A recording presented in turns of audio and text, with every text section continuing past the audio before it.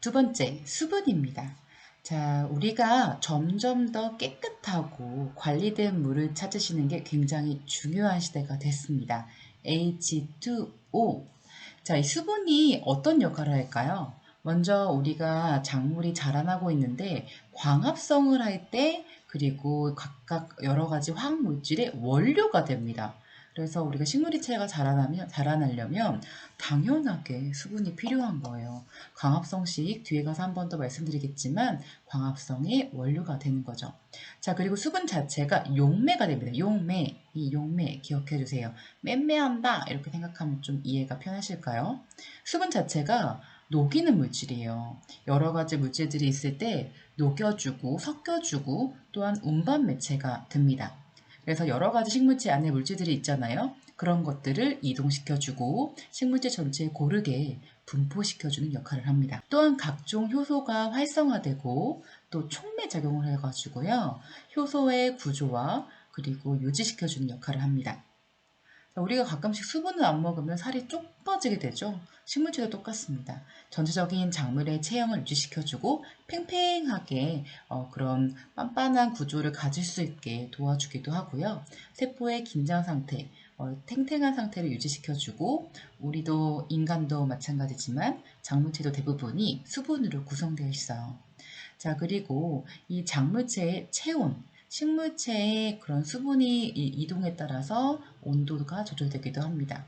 특히나 식물이 수분이 빠져나가는 작용이 가장 큰 게 증산작용입니다. 이런 내용에 대해서 더 세부적으로 보실 거예요. 자, 그런데 이 수분을요, 특히 토양 수분, 토양에도 수분이 있잖아요. 우리가 보통 토양 수분은 액상 이렇게 얘기를 하는데 토양 수분을 표시하는 방법이 세 가지가 있습니다. 중량이라든지 백분율, 그리고 수분 장력이 있어요. 우리는 수분 장력에 대해서 더 세부적으로 보고 갈게요. 자, 토양 수분 장력. 자, 끌어들인다. 장풍 이런 거 생각해 보시면 좀 편하실까요? PF라고 표시합니다. 토양 입자, 알갱이죠? 알갱이들이 수분을 가지려고 하는 힘입니다.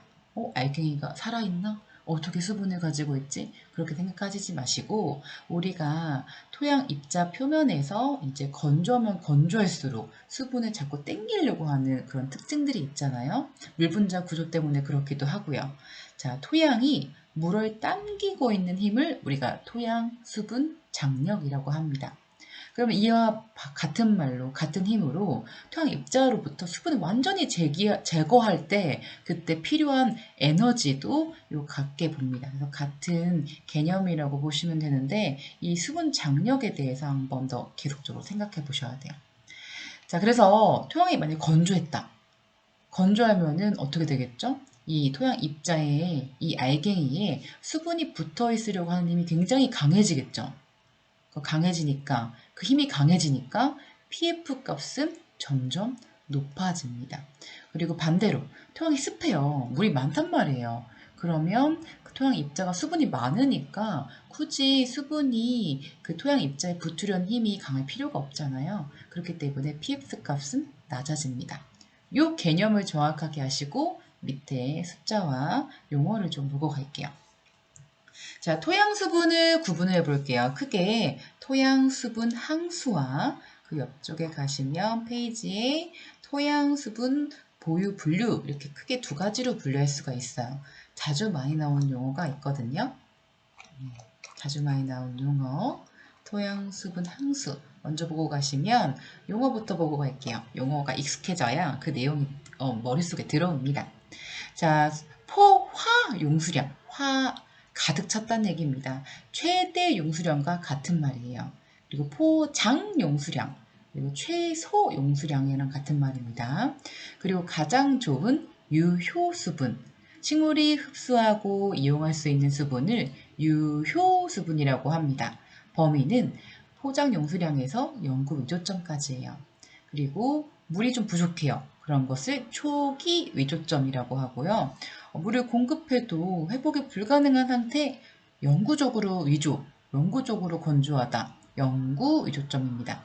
이렇게 5가지로 수분 항수를 이제 분류를 합니다. 그래서 우리가 가장 기억하셔야 될 거는 유효 수분입니다. 유효 수분. 자, PF랑 연관해서 같이 한번 볼게요. 자, PF가 가장 크다. 이런 말은 이게 수분이 부족하다는 얘기예요. 이 5가지 중에서 상대적으로 연구 위조점의 숫자가 굉장히 크죠? 위조. 굉장히 건조하다는 얘기예요. 그렇기 때문에 PF 값이 커서 수분을 끌어당기려고 하는 힘이 큰 거죠. 반대로 포화 용수량. 물이 굉장히 많은 상태예요. 여기 물 많음 보이시죠? 물이 많으니까 굳이 끌어당길 필요가 없는 거예요. 그래서 PF 값이 0입니다. 그러니까 포화 용수량은요, 모관수가 최대로 포함된 상태, 모든 토양 내 공극이 뭐죠? 기상과 액상이 공극이죠? 그 공간이 물로 가득 찬 상태를 얘기해요.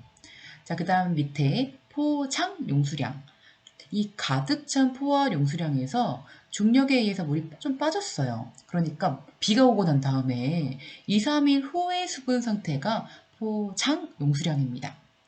그리고 유효 수분은요, 수분이 우리가 보통 고상, 액상, 기상 했을 때 가장 이상적인 상태가 액상이 25% 정도가 가장 이상적이잖아요. 그럴 때 생각하시면 좋습니다. 식물이 흡수하고 이용할 수 있는 수분이 유효 수분입니다. 이걸 범위가 2.5에서 4.2 PF값 기억해 주시고요. 포장 용수량에서 연구 위조점까지의 범위다라고 생각하시면 돼요. 포장 용수량 1.8인데요. 그리고 뭐 연구 위조점 4점인데 초기점 3.9인데 숫자 안 맞는데요? 라고 말하실 수 있어요. 물론 주장 학자마다 조금 다르기 때문에 유효수분 범위 여기 별표 기억해 주세요. 그 다음 장 넘어갈까요? 자, 수분 보유 분류입니다. 토양이 흡착하는 거에 따라서 이렇게 용어를 또 다르게 표현했어요. PF 값도 앞에 수분항수랑 약간 틀리지만 우리가 기억해야 될 건 뭐죠? 모관수, 별표, 하트, 모관수 같은 말로 모세관수라고 합니다. 이것도 유사해요. 지하수 느낌이 어떠세요? 물이 엄청 많은, 물이 콸콸콸 나오는 게 지하수죠. 그렇기 때문에 물이 많으니까 PF 값도 적은 편입니다. 상대적으로. 반대적으로 결합수. 꼭 결합해요. 이 토양, 광물, 무기질에 꼭 결합되어서 분리시킬 수도 없어요. 물이 굉장히 부족하니까 PF 값이 엄청 높은 거예요. 자, 근데 우리가 기억해야 될 거는 모관수. 토양 공극 내에 중력에 의해 내려가지 않고 유지되는 수분이에요. 그럼 이 유지되는 수분을 누가 이용할까요? 식물이 이용하겠죠.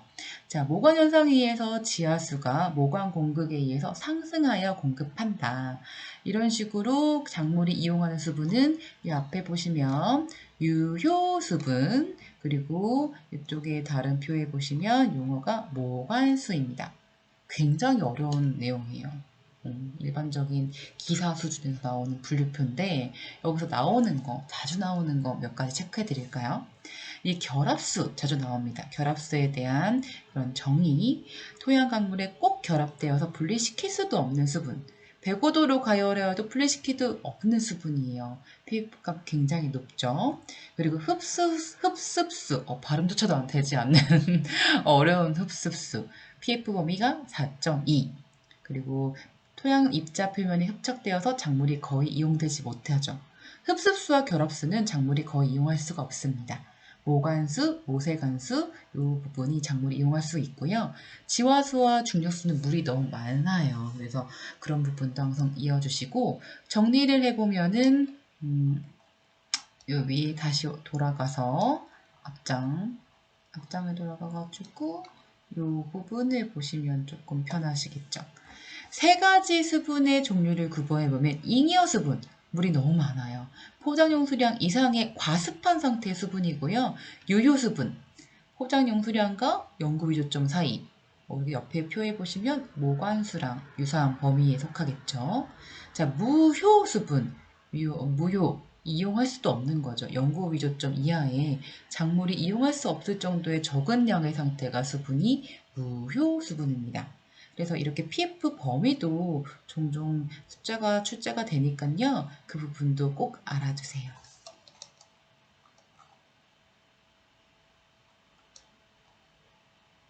자, 그러면 수분의 분류를 한번 알아봤는데 그 다음에 수분이 어떻게 식물지로 이동돼서 외부 쪽으로 나갈까? 그걸 보실 거예요. 아시다시피 식물은 우리가 뿌리에서 많이 흡수가 되죠. 그리고 물관, 그 잎을 통해서 증산작용에 의해서 대부분이 물이 배출이 됩니다. 식물체를 통과하는 게 증산작용이고요. 땅에서 물이 이제 나가는 게 증발작용이다. 이렇게 얘기를 해요. 그래서 우리가 수분이 뿌리에서 흡수가 돼서 대부분이 물과 잎 이렇게 통과한다라고 생각하시면 됩니다.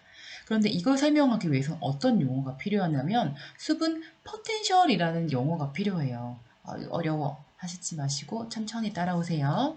자, 수분 포텐셜이라는 건요, 작물 생리학에서 삼투압보다 널리 이용되는 개념이에요. 자, 물은 수분 포텐셜 에너지가 높은 곳에서 낮은 곳으로 이동됩니다. 여기서 또 좀 복잡한데 이거나 기억해 주세요. 높은 수분 포텐셜에서 낮은 수분 포텐셜에서 수분이 이동이 된다. 자, 그럼 수분 포텐셜은 뭐냐? 수분 포텐셜은 이 세 가지가 관리되는 게 수분 포텐셜이에요. 첫 번째, 삼투 포텐셜입니다.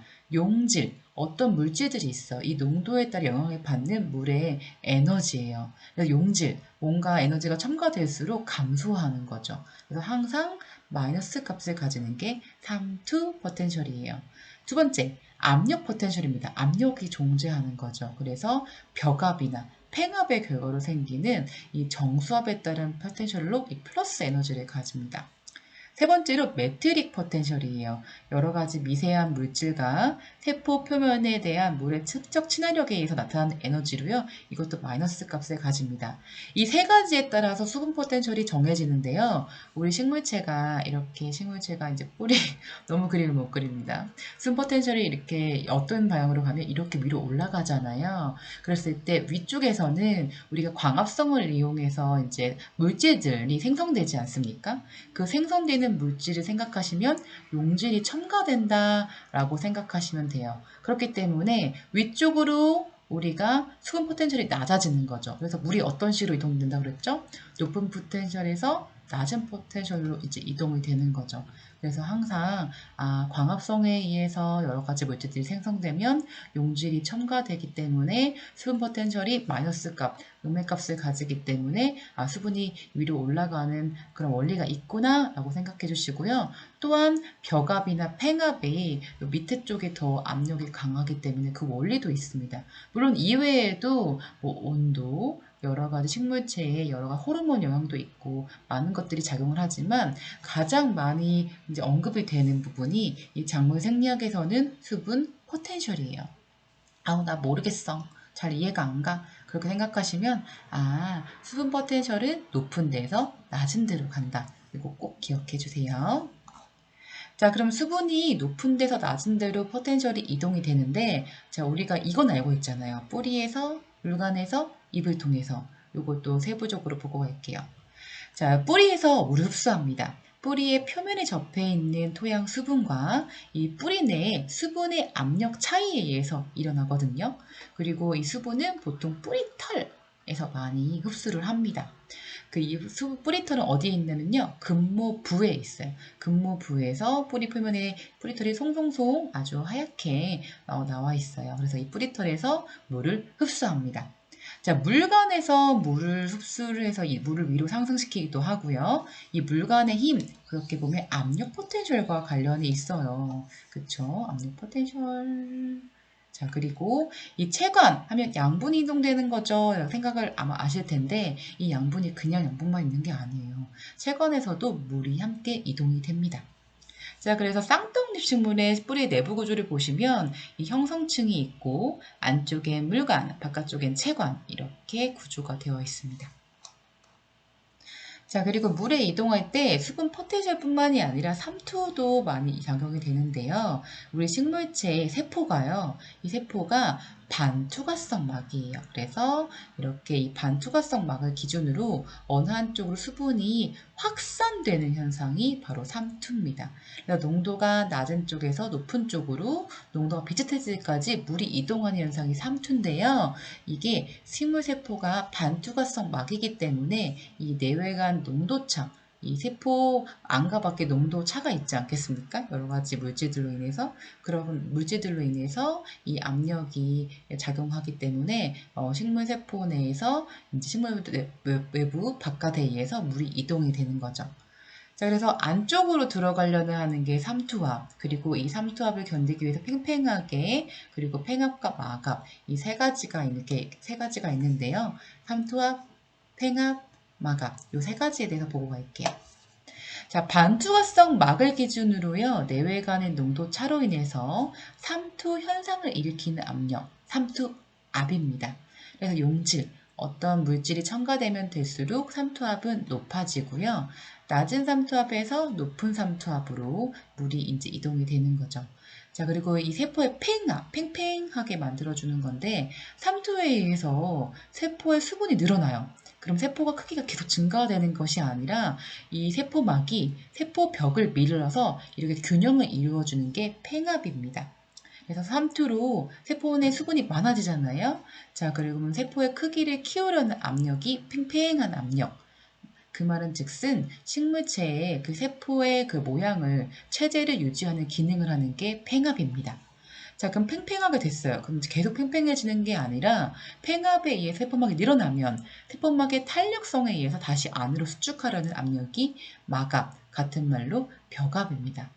다시 한번 보시면 이 세포죠. 식물체 세포로 안으로 이제 삼투에 의해서 물이 막 들어와요. 들어오게 되면 너무 들어오면 세포가 커지잖아요. 그랬을 때 이 팽팽해지는 거를 유지하기 위한 게 팽압. 그 팽압이 발생되면 또 팽압을 이제 균형 있게 만들어주기 위해서 다시 수축하려고 하는 마갑. 이 세 가지가 균형 있게 해서 이 생물체의 그런 생장과 그런 크기를 이제 조절하기도 합니다. 또 실제 수분의 흡수는요, 삼투압이 클 때 많이 발생이 되는 거죠. 자, 그럼 세부적으로 수분이 세포 내로 들어왔어요. 그럼 어떤 식으로 이동이 되냐면 크게 심플라스트, 아주 심플합니다. 두 번째는 아포플라스트, 이 두 가지로 세포 내에서 물이 이동을 해요. 자, 세포가 이렇게 있습니다. 그쵸? 그럼 심플라스트는요, 세포를 막 통과해서 이동을 하는 거죠. 그리고 아포플라스트는 이 세포 사이사이에 이렇게 이동을 하는 거예요. 자, 글을 한번 볼게요. 심플라스트는 세포질과 면왕지 연락사를 통해서 물이 이동하는 거고요. 아포플라스트는 세포벽과 세포 사이의 공간을 통해서 물이 이동하는 현상을 이제 아포플라스트라고 합니다. 이 용어의 개념을 보시라고 한 번 더 언급해 드렸습니다.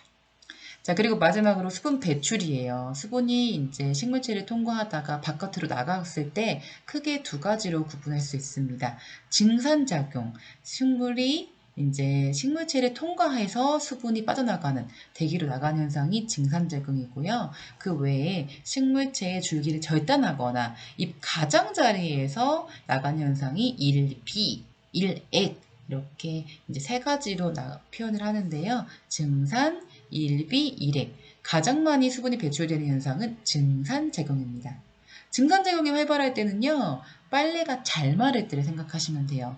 빛의 세기가 강하거나 상대 습도, 습한 기운이 낮을 때, 온도가 높을 때, 바람이 강할 때, 빨래 잘 마르겠죠? 그때 생각하시면 증산작용이 활발합니다. 네 번째, 요수량이에요. 우리 그동안 어려운 그 수분에 대한 걸 배우셨어요. 그럼 이게 식물체를 이동한다는 건 알겠어. 하지만 각각의 작물, 그리고 품종에 따라서 요구하는 수량, 요구하는 수분량이 달라요. 그래서 이 요수량에 대한 개념 한번 보고 갈게요. 요수량이 뭐냐? 작물이요. 그런 거를 이제 건조시켰을 때 이제 나오는 물질들, 건물, 이거의 1g을 생산할 때 소비된 수분량이 요수량입니다. 요수량에 대한 정의도 꼭 보고 가세요. 작물의 건물 1g을 생산하는데 소비된 수분량. 같은 그 유사한 용어로 증산계수가 있습니다. 작물의 건물 1g을 생산하는데 소비된 증산량. 여기는 수분량이죠. 그러니까 수분량과 증산량을 유사하게 본다는 생각하셔서 이렇게 용어를 정리했습니다. 수분 소비량은 거의 증산량이기 때문에 요사량과 증산계수는 거의 같은 뜻으로 사용되고요. 작물의 증산량이 적으면 일반적으로 수분을 적게 필요하기 때문에 건조에 굉장히 강합니다. 우리가 선인장 같은 경우에는요, 증산량이 좀 적은 편이에요. 수분을 자꾸 보유하려고 하니까요. 그렇기 때문에 건조함이 굉장히 강합니다. 이 증산계수를 알게 되면은 작물이 어느 정도 수분이 필요한지 알 수는 있지만 절대적인 수분량은 작물이 커가남에 따라서 굉장히 다르기 때문에 그런 부분을 알 수는 없어요. 자, 그래서 이 요수량과 증산계수 용어를 좀 알고 가시고요. 자, 그리고 이 증산 능률을 보고 갈게요. 증산 능률, 비율, 이건 무엇이냐면 작물이 수분을 증산하여서 축적된 그 건물량을 증산 능률이라고 합니다. 이 요수량, 증산계수, 증산 능률의 관계를 보시면 이런 식으로 요수량과 증산량 계수는 거의 같은 뜻을 보는데 이걸 증산 능률이라는 거는 증산해가지고 쌓여지는 그런 작물체의 건물량을 생각하기 때문에 이런 식의 표현으로 나타냅니다. 작물에 따라서요, 요구하는 물의 양이 굉장히 틀려요. 그래서 오이 딱 잘라주시고, 흰 명아주, 호박, 알파파, 클로버, 오이까지는 물을 많이 필요로 해요. 물이 많이 필요하다는 거는 건조회에 약하다라고 보시면 돼요. 그리고 물을 적게 필요로 하는 수수, 옥수수, 보리, 밀 같은 경우에는 건조에 강한 편인 거죠. 자, 그리고 요수량. 물이 많이 필요로 하는 시점은요, 어릴 때, 작물이 생육 초기일 거나 광이 부족하거나 많은 바람, 건조 저온과 같은 척박한 환경일 때나 생육 초기 어릴 때 많이 필요로 합니다. 공기 중의 수분 한번 보고 가실까요? 습한 습도, 안개, 이슬, 비, 우박, 눈이 공기 중의 수분의 종류입니다. 자, 그럼 수분을 이제 작물을 위해서 한번 주거나 빼거나 조절을 한번 해볼까요? 자, 물을 주는 거를 관수, 이 관수하는 그런 방법들을 관계라고 합니다. 그리고 반대로 물을 빼주는 것을 배수, 물 빼기죠. 관수, 관계, 물주기부터 보고 갈게요. 이 관수 관계 했을 때 효과가 무엇이냐? 논에서는 수분을 공급하고 온도를 조절하죠. 그리고 비료를 녹여주는 비료 공급의 역할을 해주고 유해물질을 제거해줍니다. 잡초도 억제시켜줘요. 우리가 밭잡초, 논잡초가 좀 틀리거든요. 그렇기 때문에 이 논에다가 물을 담가주면 잡초 억제 효과도 있습니다. 병충해도 줄여주죠. 밭도 마찬가지예요. 거기다가 지온 조절도 해주고 동상해까지 방지해주는 그런 여러 가지 효과를 주기도 합니다. 논의 용수량은요, 논에 물이 얼만큼 필요하냐, 이렇게 봤을 때, 이렇게 옆면의 증산량과 수면, 이 작물체가 있지 않고 이 논에서 지표면에 있는 그런 수면 증발량, 그리고 지하로 빠져나가는 지하 침투량에서 다 더해준 다음에 유효우량, 이거는 이제 강우량, 강수량을 얘기하는 거죠. 그것들을 이제 빼주면 필요한 우리가 이제 추가적으로 보충해줘야 될 용수량입니다.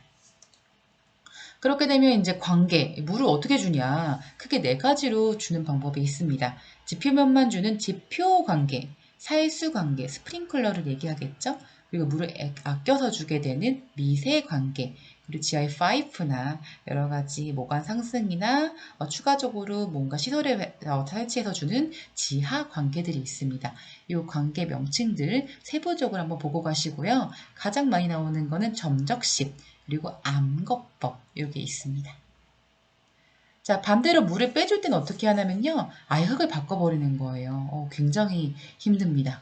아니면 기계적으로 설치를 해서 물을 빼는 그런 펌프들을 이용하는 것도 있고 명거배수, 암거배수가 있어요.